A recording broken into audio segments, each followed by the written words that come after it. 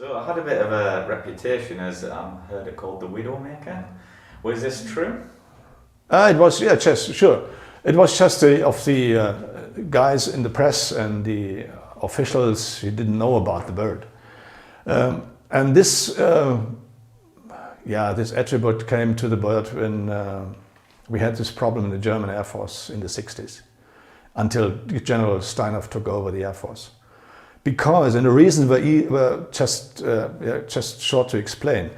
The bird was a revolution for the German Air Force at that time. We had bought, it was a present, the F-104s and the F-106s after we started again the German Air Force in 1955. And we were trained, our pilots were trained to the F-104 and F-106, just a slow bird, just an ancient bird and a very old weapon system.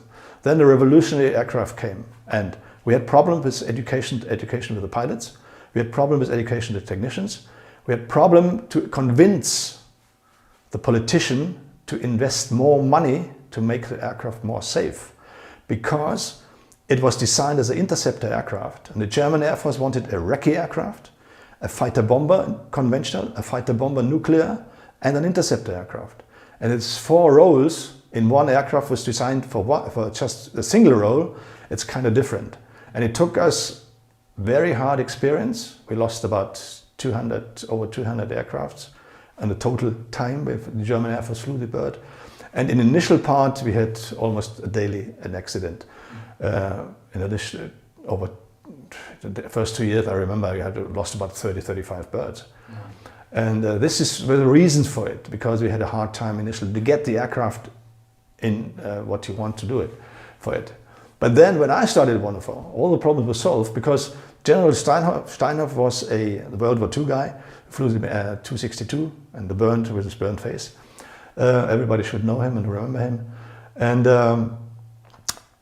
he convinced military leaders to educate, to train their personnel better than they did the years ago.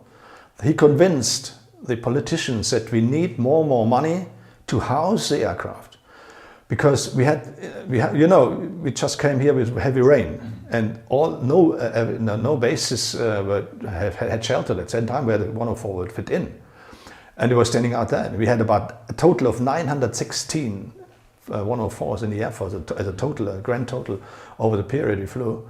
And in the initial years they stand outside under rain and freezing, and the equipment suffered. It was natural, especially with the avionics, electronics. And then when these problems were solved, it took us another 3 years. Even in the Ministry of Defense had to be convinced to convince his Chancellor to invest more money to get the result for a successful weapon system. And then I came in the program and I flew it, and I was satisfied. I'd never had a problem with the F-104, especially with the J-79. You know about it. Sure, there were a couple of critical situations, but we trained to do it, what to do, and you knew what to do it. And I actually had one case where I thought about if I need to have the ejection seat, but I was near base, that okay, I tried a landing, can do it anyway. But otherwise, it was safe. I flew 1,300 hours on the F-104 without any really serious problem.